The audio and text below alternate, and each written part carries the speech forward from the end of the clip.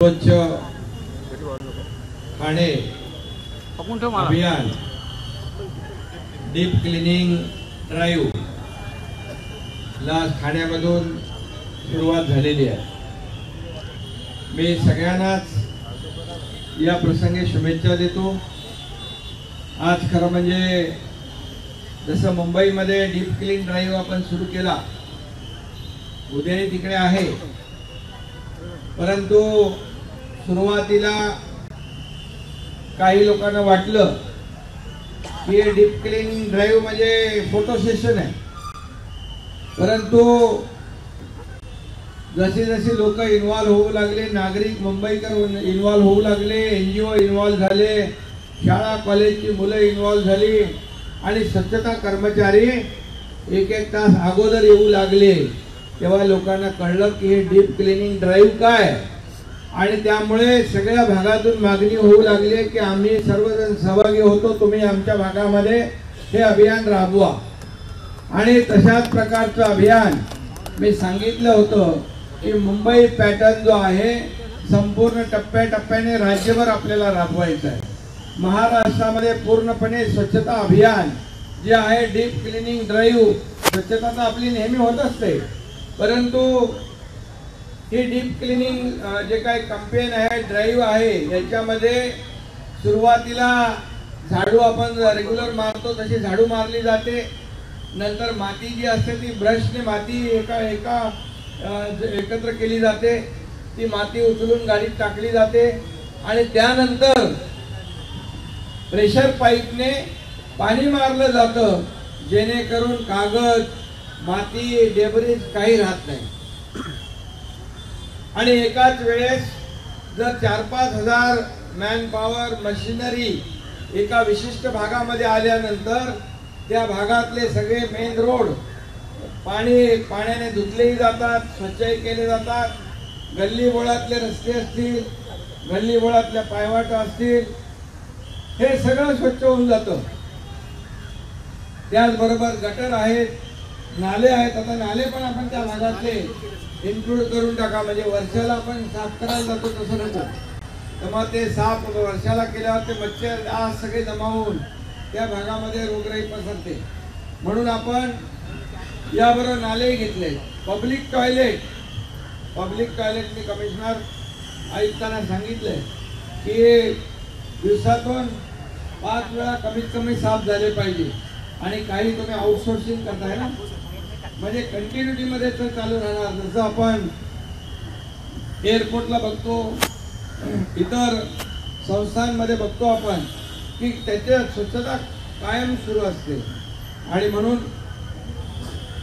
याचबरोबर जे हवेतले धुळीकण आहेत ते कमी करण्यासाठी आपण फॉगर, त्या ठिकाणी फॉगर पण आपण त्याची व्यवस्था करू, जेणेकरून पोल्युशन कमी होईल। तसं आपल्या ठाण्यात कमी आहे पोल्युशन, तर वाढले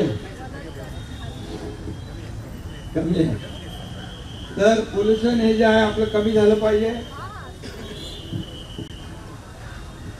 यासाठी मोठ्या प्रमाणावर वृक्षारोपण झालं पाहिजे, झाडं लावली पाहिजे, रस्त्याच्या मीडियनमध्ये ट्री प्लांटेशन करा, जिथे जिथे तुम्हाला जागा मिळेल तिथे तिथे झाडं लावा, ग्रीन पॅच तयार करा, ऑक्सिजन पार्क तयार होतील, त्यामुळे अर्बन फॉरेस्ट आपण तयार करू शकतो, मियावाकी आहे, बांबू आहे, इतर जी झाडं आहेत, त्याच्यामुळे शहरामध्ये जंगल अशी एक कन्सेप्ट आहे आपली अर्बन फॉरेस्टची, त्याच्यामुळे एक बांबू जो आहे एका माणसाला पुरेल इतका ऑक्सिजन देतो। त्याच्यावर आपले पाशा पटेल काम करताय, आपली टीम काम करते, मोठ्या प्रमाणावर ऑक्सिजन पार्क तयार होतील आणि हवेतलं प्रदूषण कमी होईल।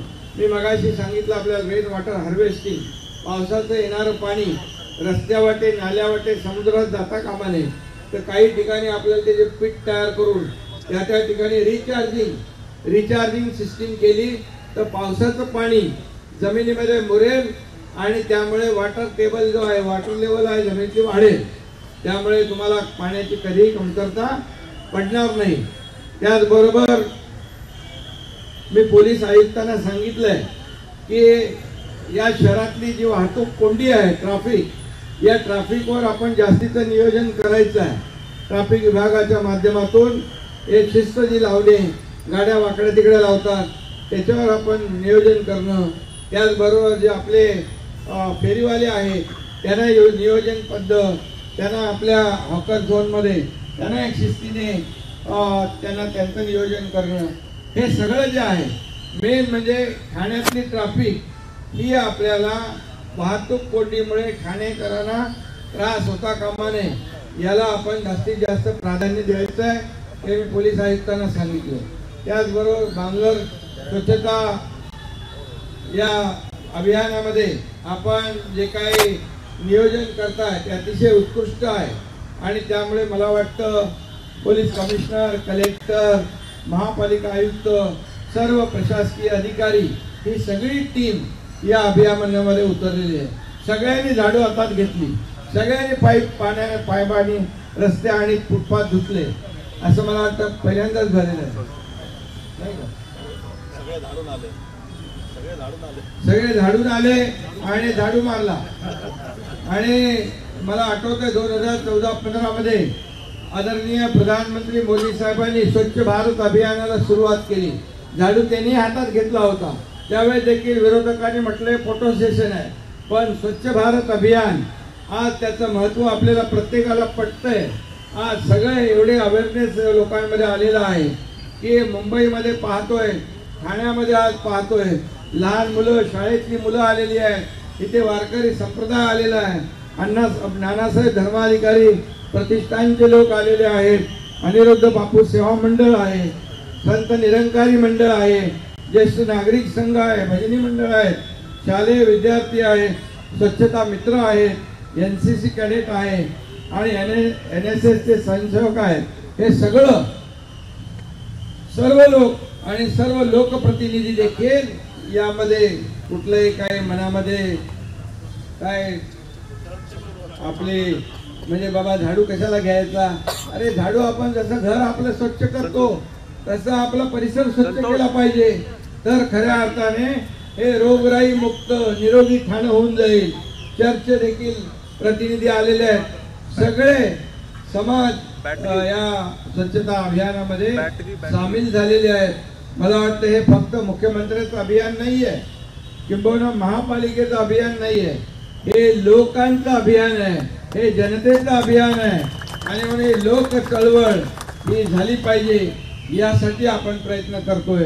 आणि आपल्याला मी सांगतो, जे जे काही लागेल मेकॅनाइज पद्धतीने जी यंत्रणा लागेल, यंत्रसामुग्री लागेल, ती सामुग्री देखील या ठिकाणी आपल्याला पुढे स्वच्छता अभियानामध्ये पाहायला मिळेल.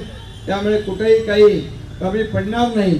असं आपण टप्प्याटप्प्याने मुंबई महानगर, MMR रिजन, त्यानंतर टप्प्याटप्प्याने संपूर्ण राज्यभर एक एक शहर कव्हर करत हे संपूर्ण राज्यभर आपलं डीप क्लिनिंग ड्राईव्ह जो आहे अभियान तो आपण राबवणार आहोत. जेणेकरून आज आपल्याला जे काही ठिकाणी गल्लीबोळामध्ये काही कचरा आढळतो, मी आयुक्तांना सांगितलं कचरा जिथे आढळतो तिथे लोक कचरा टाकतात, जिथे डेब्रिज टाकलेला असतं तिथे लोक टाकतात, परंतु जिथे स्वच्छता असेल तिथं लोकही कचरा टाकत नाही. हे आता आजवरचा आपला अनुभव आहे, आपली परंपरा आहे. त्यामुळे त्याचबरोबर पाईपलाईन मधला जो कितीतरी वर्षापूर्वीचा कचरा BMC पाईपलाईन मधला तो आपण काढतोय, तिथे ग्रीन पॅच तयार करा. जिथे जिथे तुम्हाला जागा मिळेल तिथे तुम्ही ग्रीन पॅच तयार करा, झाडं लावा, त्या ठिकाणी तो एरिया हिरवागार करा, जेणेकरून तो विजिबल लोकांनाही आवडेल, त्याचा इम्पॅक्ट होईल. आणि असंच हा अभियान आजच्या पुरतं आपलं मर्यादित नाही आहे, तुमचं प्लॅनिंग तुम्ही दाखवलेलं आणि याप्रमाणे लोकांनी उत्स्फूर्तपणे यामध्ये सहभाग घेतलाय. यापुढे घ्या, कारण हे आपलं अभियान आहे. आपलं घर, आपला परिसर स्वच्छ राखतो, तसाच आपलं शहर, आपला विभाग आपण स्वच्छ राखायचं आहे. खऱ्या अर्थाने आपण आपली एक जबाबदारी आहे. मला काय मिळालं यापेक्षा मी काय दिलं राज्याला, मी काय देशाला दिलं हे आपल्याला पाहायचं आहे. आज मोदी साहेब आपल्याला माहित आहे की गेले 9 वर्ष काम करतायत, 50-60 वर्ष या अगोदरच्या लोकांनी जेवढं केलं नाही ते 9 वर्षामध्ये केलं. मोदी साहेबांनी एक दिवस तरी सुट्टी घेतली का? एकही दिवस सुट्टी घेतली नाही. त्यांची दिवाळी पण सीमेवरच्या लष्कराच्या जवानाबरोबर होते. असे मोदी साहेब आपल्या देशाचे प्रधानमंत्री आहेत. आपल्या देशाचं नाव जगभरामध्ये अभिमानाने घ्यावं अशा प्रकारची कामगिरी मोदी साहेबांनी केली आहे. देशामध्ये G20 सारखं अभियान आलं. G20 सारखं जे काय संपूर्ण 22 देशाचे लोक आपल्याकडे आले. आपल्या राज्याचं एक्सपोजर जे आहे का, आपल्या इन्फ्रा प्रोजेक्ट आहेत, आपल्या योजना आहेत, त्यांना आपल्याला दाखवता आल्या. त्यामुळे अशा प्रकारचं जे काही देश आणि राज्यामध्ये काम सुरू आहे, आज तुम्हाला मी सांगतो की आपलं राज्य हा परदेशी गुंतवणुकीमध्ये आज नंबर 1 ला आहे. गेल्या मागच्या 2 वर्षामध्ये मागे गेलेलं, आता कालचेच आकडे आले, 3 राज्याचं मिळून आपण पुढे आहोत. त्यामुळे हे राज्य सर्वांगीण विकासाबरोबर अर्थव्यवस्थेमध्ये देखील पुढे चाललेलं आहे. कारण अशा प्रकारचे जेव्हा आपण कार्यक्रम हाती घेतो तेव्हाच खऱ्या अर्थाने सर्वांगीण विकास, सर्वकष विकास या ठिकाणी होत असतो. आणि म्हणून मी तुम्हाला आजच्या अभियानामध्ये सहभागी झाले, कोणाची नावं राहिली असतील त्यांना सगळ्यांनाच मनापासून मी शुभेच्छा देतो. पुन्हा एकदा मी सांगतो की हे अभियान फक्त मुख्यमंत्र्यांचं किंवा महापालिकेचं नाही, राज्य सरकारचं नाही, ते सर्व लोकांचं आहे. ही लोक चळवळ, एक लोकक्रांती या स्वच्छता अभियानामध्ये होऊ द्या अशा प्रकारची विनंती करतो. एबीपी माझा, उघडा डोळे बघा नीट.